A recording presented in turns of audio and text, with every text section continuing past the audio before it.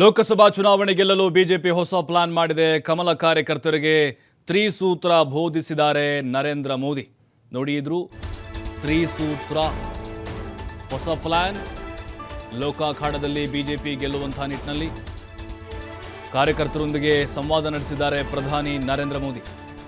ಈ ವೇಳೆ 3 ಅಂಶಗಳ ಮೇಲೆ ಕೆಲಸ ಮಾಡಲು ಸೂಚನೆಯನ್ನ ಕೊಟ್ಟಿದ್ದಾರೆ. ಹಾಗಾದರೆ ಯಾವುದು ಆ 3 ಅಂಶಗಳು?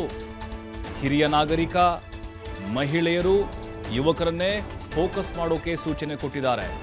ಆಯಾ ವರ್ಗಕ್ಕೆ ಅಗತ್ಯವಾದ ಮಾಹಿತಿ ಪೂರೈಕೆಗೆ ಸೂಚನೆ ಕೊಟ್ಟಿದ್ದಾರೆ. ಆಯಾ ವರ್ಗದ ಅಹವಾಲು, ದೂರು ಆಲಿಸೋಕೆ ಸಲಹೆಗಳನ್ನು ಕೊಟ್ಟಿದ್ದಾರೆ. ಉದಾಹರಣೆಗೆ ವಯೋವೃದ್ಧರು, ಅವ್ರದ್ದೇನು ಕಷ್ಟ ಇದೆ, ಅವ್ರ ಸಮಸ್ಯೆ ಏನಿದೆ, ಪಿಂಚಣಿ ಬರ್ತಿಲ್ವಾ, ಆರೋಗ್ಯ ಸಮಸ್ಯೆ ಇದೆಯಾ, ವಿಮೆ ಸಿಗ್ತಾ ಇಲ್ವಾ, ಅದನ್ನು ಸ್ವೀಕರಿಸೋದು. ಏನು ನಿಮ್ಮ ಬೇಡಿಕೆ, ಏನು ಆಗಬೇಕಾಗಿದೆ, ನಿಮಗೆ ಏನು ಮಾಡಬೇಕು, ನಾವು ಅಧಿಕಾರಕ್ಕೆ ಬಂದರೆ ನಿಮ್ಮ ನಿರೀಕ್ಷೆ ಏನಿದೆ, ಈ ರೀತಿಯಾಗಿ ತ್ರಿಸೂತ್ರವನ್ನು ಹೆಣೆದಿದ್ದಾರೆ. ಆಮೇಲೆ ಅಗತ್ಯ ಪ್ರತಿಕ್ರಿಯೆಗಳು, ಪರಿಹಾರ ಸೂಚಿಸೋಕೆ ತಿಳಿ ಹೇಳಿದ್ದಾರೆ ಮೋದಿಯವರು. ಅಂದರೆ ಅವ್ರ ಕಡೆಯಿಂದ ಯಾವ ರೀತಿಯಾದಂಥ ಪ್ರತಿಕ್ರಿಯೆ ಬರುತ್ತೆ, ಪರಿಹಾರ ಏನು, ಮನೆ ಮನೆಗೆ ತೆರಳಿ ಪಕ್ಷದ ಪರ ಅಭಿಯಾನ ನಡೆಸೋಕೆ ಸೂಚನೆಯನ್ನು ಕೊಟ್ಟಿದ್ದಾರೆ. ತ್ರಿಸೂತ್ರವನ್ನು ಹೆಣೆದಿದ್ದಾರೆ ಕಮಲ ನಾಯಕರು. ಅದರಲ್ಲೂ ಮೋದಿಯವರು ಸಂವಾದ ನಡೆಸಿ ತಮ್ಮ ಕಾರ್ಯಕರ್ತರಿಗೆ ಈ ರೀತಿಯಾದಂಥ ಕೆಲವೊಂದಿಷ್ಟು ಟಿಪ್ಸ್ಗಳನ್ನು ಕೊಟ್ಟಿದ್ದಾರೆ.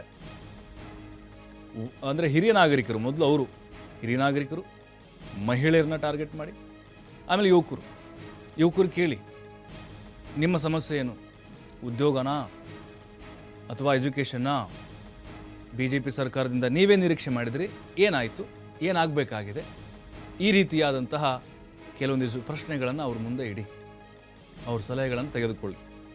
ಆಮೇಲೆ ಮಹಿಳೆಯರ ಹತ್ರ ಹೋಗಿ,